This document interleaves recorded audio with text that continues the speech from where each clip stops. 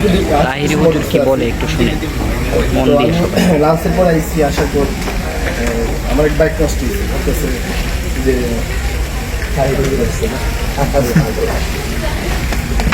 না আইসা আদাব বলতেছে, আমি বললাম না যে ওরা কিন্তু আমার পছন্দ করে এবং আমার অনেক ওয়াজ থাকে আর অন্য ধর্মের হইলেও তাদের একটা শ্রদ্ধাবোধ আছে না, এটা তো পাইছো দৌড়ায় এসে তোমার জন্য আমার অনেক আশীর্বাদ থাকবে ইনশাল্লাহ।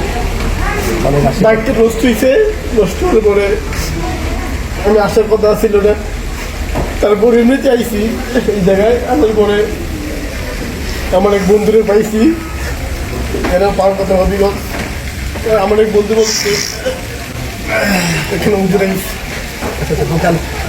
আমার আমার আন্তরিকতা দোয়া সবসময় তোমার দিকে থাকবে। আমার মার জন্য দোয়া করি, আমার বাড়ি থেকে ক্যান্সার হয়েছে, সিএমএসে চিকিৎসা করেছিলাম দেখাতে, বর্তমানে অনেক ভালো আছে আমার মা। বাড়ি কাঁদছো? জি বাড়ি কাঁদছো। তো আমি আপনার মা সবসময় বলি আমার ওয়াইফে শুনে যখন আমার দুনিয়াতে আমার একটা সন্তান আসতেছে, তো আমাকে যখন শুনছি আপনি আছেন আমার খুব ভালো লাগছে।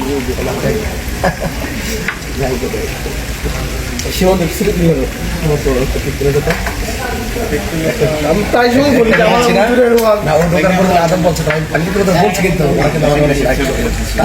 একটা আমিও তো তার খেয়াল করছি ও যাদের বছর কালে তো আসছে আমার আমি একটু সময় আপনি ওয়াজ না শুনলে আমার মনে ধরতেন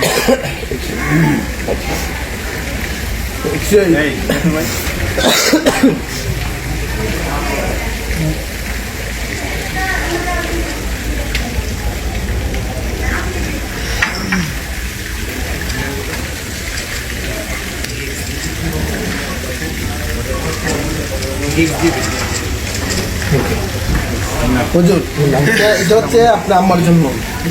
আমি না আপনি মনে কিছু নেন না, বুঝতে পারছি এটা আপনার আম্মারে পান সুপারি কিনে না, এটা এটা এটা এটা আমারও ভালো আছে আপনারও ভালো আছে।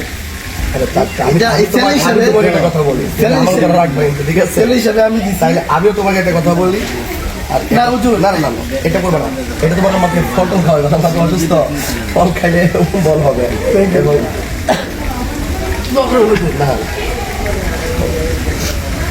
তো অবশ্যই যদি কখনো সুযোগ হয় তেমন মনে গেলে আমার বাসায় একবার না হুজুর অবশ্যই। আর আমার শ্বশুর তো নোয়া পাড়া প্রায় সময় বলি যে হুজুর ওয়াজ কোন সময় হবে, তো আমি পাইতেছি না, আমরা অনেকটাই বলি।